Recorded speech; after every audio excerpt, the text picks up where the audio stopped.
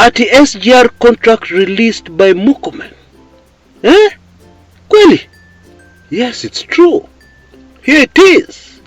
It has finally been released. Finally, Kenyans will find out what the government was so desperate to hide from Kenyans.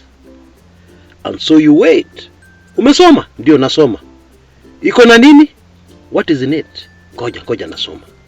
And you read and read and you read. Kwani umepata nini? Niambie. Tell me, what is in the contract? No response. There is nothing. Huh? But I thought this is SGR contract. It's not telling us anything new. What is happening here? Welcome to my show where we break that down and hopefully bring to you some clarity over this issue. Stay with me until the end of this video and find out why I'm calling this latest UDA move the UDA kamikaze move. Oh yes, oh yes. And you know me, I don't use English words carelessly. I don't. So what do I mean? Stay with me and find out. Now a quick reminder, our special offer on my weekly intelligence briefings is still on. You can see details on your screen. 92 is not yet released, but anytime it will be released. I'll let you know as soon as it's released. Yeah, there's just one or two bits we need to tie in together so that we don't give you something fake, yeah, but something genuine, as we always endeavor to do.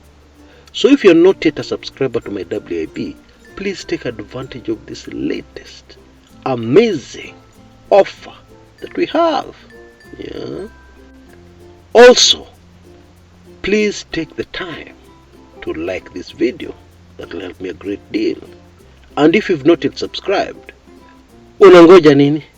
Yeah, because I try my best to give you very unique information here that you cannot find anywhere else. I try very hard. And I think I succeed sometimes, at least. Yeah. But let me not take any more of your time. Let's get to the meat of this issue right away. Twende kazi.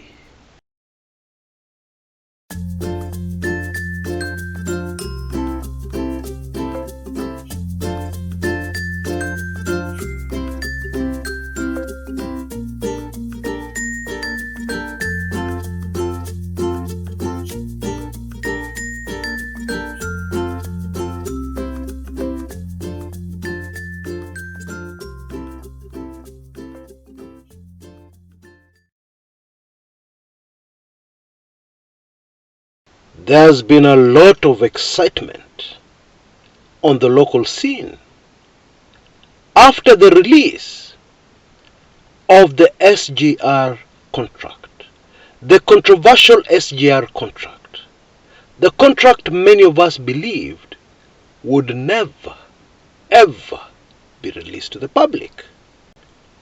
Transport Cabinet Secretary Kipchumba Murkomen released it. And on a Sunday of all days. Very strange. Now, of course, Bwana Murkomen knew very well that as he releases this document, he would cause a lot of excitement, anticipation amongst Kenyans. Because sample this, the Attorney General during Uhuru Kenyatta's presidency spend a lot of time in courts blocking attempts to force the government to make this SGR contract public. The AG, Bwana Kihara, opposed it at every corner.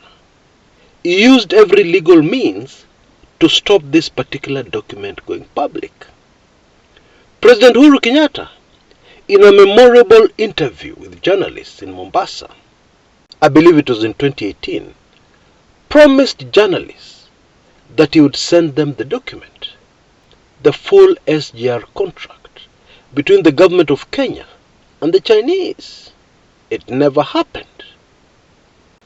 And so Kenyans were waiting to get their hands on this document so that they see this bombshell information that the government of Uhuru Kenyatta and William Samoei Ruto was going to great lengths to keep away from public scrutiny.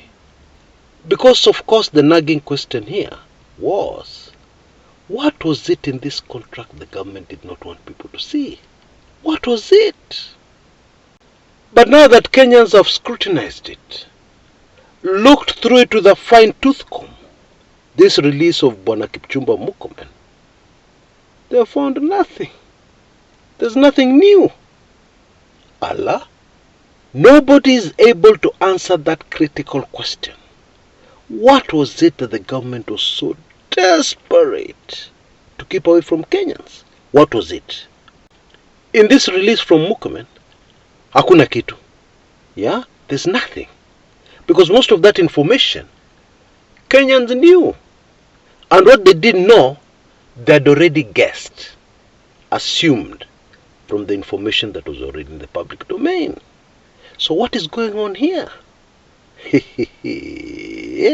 What? Ni nini? Now, to even begin to understand what has happened here, we need to understand how the UDA government operates, how it works. This is a propaganda government. What do I mean? It is a government that is very eager to spin everything. Yeah, they sit around, look for ideas of how to spin things, to make them appear what they are not, or to spin things to their favor. Yeah, that's the first thing we need to understand.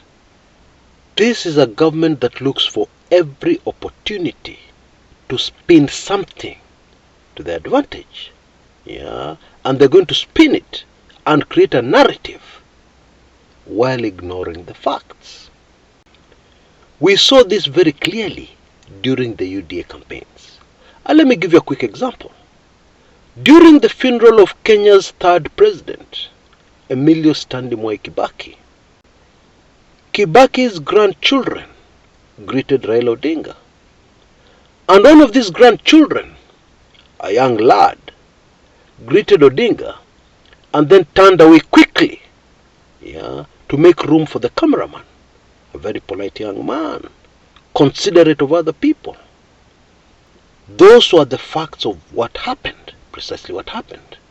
But UDA saw an opportunity, and so they spun it, and they took video footage from the correct angles, so that it looked like the young man refused to shake Raila Odinga's hand. They couldn't resist the opportunity, yeah, to spread that false story. Yeah. Si unaona kuna video evidence. Hii ni video. Video hizi ku Photoshop ni hii. He turned away from Raila Odinga. He refused to shake Raila Odinga's hand. And many Kenyans still believe that is what happened. Yeah, very many Kenyans. Maybe even some of you are taking in this video believe that that is precisely what happened. And because of that, if you're a political analyst, you need to be very careful when you're analyzing something that the UDA government has released, or something they have said, or something a top official, very senior, of the UDA government has said. You need to take everything with a pinch of salt. You need to examine and re-examine everything. Yeah, because chances are very high it will not be the truth. Now I can hear somebody telling me, Chris, you're biased. You hate UDA. You hate the president. I can hear that. Tuliza boli. Let me give you solid evidence of what I am saying. Deputy President, yes, that's quite high, isn't it? In the rankings of the UDA government, second in command. Deputy President Rigathi Gachagua recently told us that they have no need and they have no time for Raila Odinga. He said something to the effect, we mzee kaa huko, hatuna haja na wewe na tukutafuti, we are not looking for you. and we will never, ever look for you. Now, of course, the immediate response of some of my subscribers and regulars on this channel to a video I'd made just before that, and in the video, I was releasing the information that some UDA handlers of the president were keen to corner Raila Odinga into some sort of handshake arrangement, not for him to be in government, but some sort of arrangement where Raila would work with the UDA government. You remember that video of mine? So some of you are quick to shoot back, Chris, what was this video about? Rigathi Gachagua has just told us just now how a Turkey, and they have no need, and they're not looking for Raila Odinga. Okay? Hiyo ni sawa. But hold on a minute. Check out the photograph in front of your screens right now. I'm sure many of you have seen it before. Isn't that the Deputy President of the Republic of Kenya? At Mombasa, Raila Odinga had just arrived from outside the country. And isn't that Raila Odinga in the photograph? Look at the body language of the Deputy President. Just look at the body language. Huyo ni mtu ambaye ana haja ya Raila. You tell me. Now that we have understood that very clearly, let's go back to the SGR. Lawyer Ahmed Nasir Abdullahi, who is a supporter of UDA and a supporter of President Ruto for a long time, but also a free thinker, something very unique and rare within UDA, has told us, hold on a minute, that is not the full SGR contract.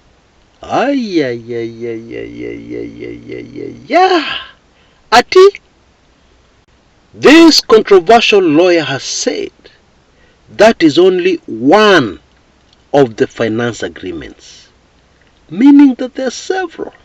That is only one. And we have to assume the most convenient to release and excite Kenyans. Now, based on the information that I've already given you about how UD operates, should that surprise you? Are you shocked to your bones? You shouldn't be. This is just a confirmation of what we have been saying. And what the lawyer added was the full SGR contract, including the controversial parts, being released to the public? I don't think so. Not easy. Not easy at all. That's what the lawyers told us. And we have no option but to believe him. Why? Because what has been released, there is nothing. Hakuna kitu hapo. Nothing. Okay? The only thing that will probably excite people is the heading. SGR contract agreement between government of Kenya and the Chinese government. You get excited when you read that title of the document. But when you get into the document,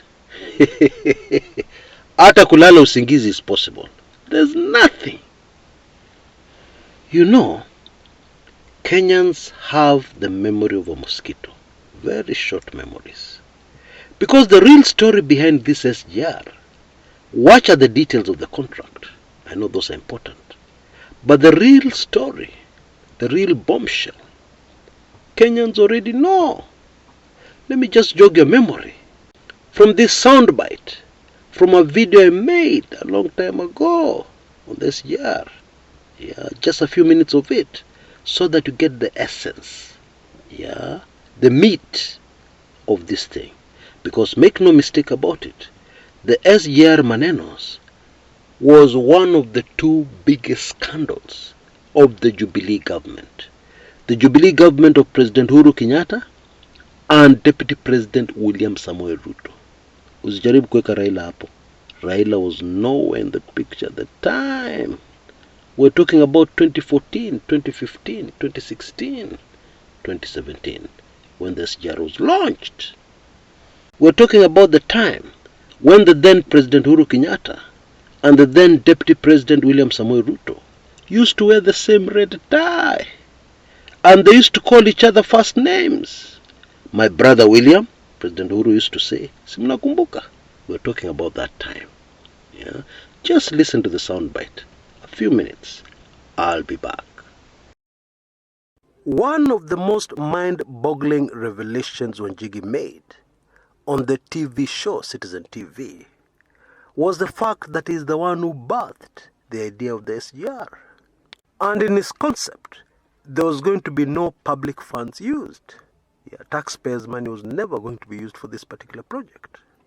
It was going to be a private sector, public sector investment project where Wanjigi and his associates would profit from the lease on the land on which the SGR passed, which was extremely smart for many reasons. But one of the main points here is that Wanjigi would guarantee his profits. Yeah, because when you lease, you rent out something. The money, the income, is guaranteed. People have to pay rent. People have to pay leases on a regular basis. So that is huge continuous cash flow. As opposed to setting up a conventional enterprise where you're at the mercy of the customer. You're at the mercy of your employees on whether you'll make a profit or not. And then the financing from the project was going to come from the heavy users of transport of goods in Kenya, who are few, but amongst them, they transport tons of cargo from Mombasa to Malaba. Yeah, that's the border with Uganda. Now here's the bombshell. Bwana Wanjigi had negotiated with Chinese contractors. And the railway line from Mombasa all the way to Malaba, past Nairobi, past Eldoret, etc., Nakuru, up to Malaba, would cost only 55 billion. When the Jubilee government took over the same project, the cost, we all know, of the line only between Mombasa and Nairobi was 300 billion, over 5 times the amount. That's not all. The extension of the line from Syokimau to a place near Naivasha, the extension of the line actually cost 185 billion. Total of 485 billion, which would not even reach Malaba, instead of 55 billion. Wah, wah, wah, wah.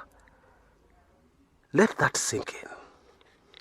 It means, if I can make it clear in black and white, that people made the difference, put it into pockets, people pocketed the difference between 485 billion and 55 billion.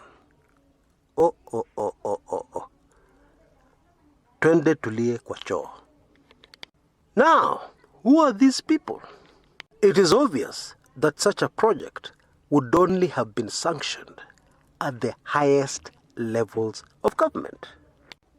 I think we need to go back to lie kwa choo.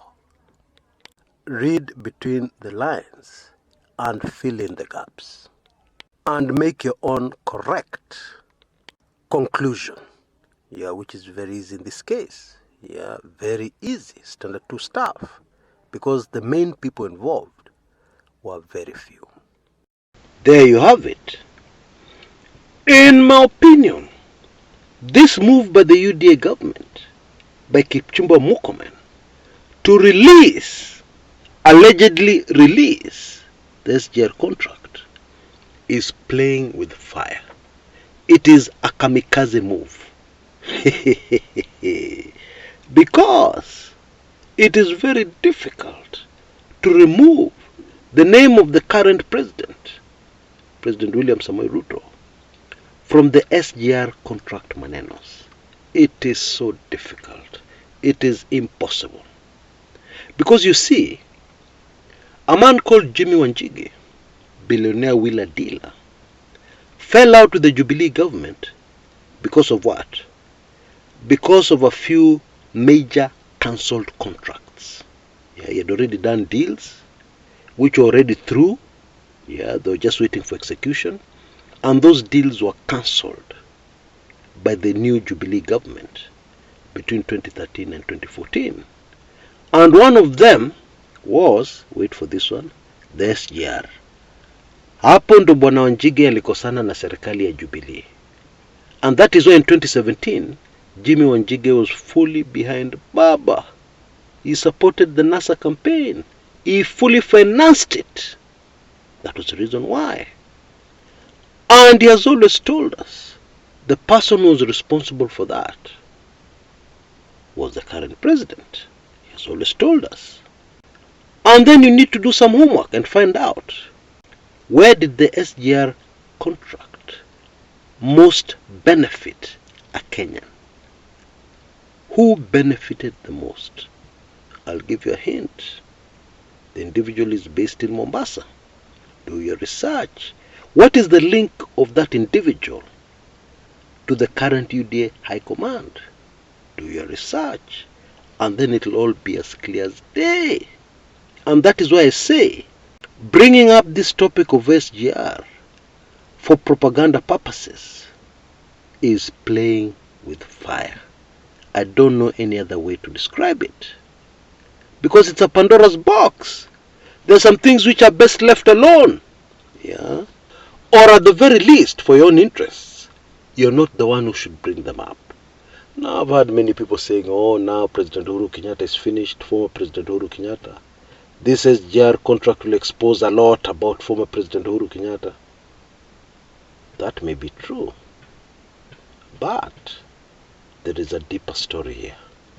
And the deeper story does not involve President Uhuru Kenyatta. Take it from me. It doesn't. It does not involve the former president. And so it will be very interesting to see how this particular story develops. Yeah, with the information I've given you. Please don't forget to give me a like if you enjoyed this video. Until next time, this is Chris Kumekucha.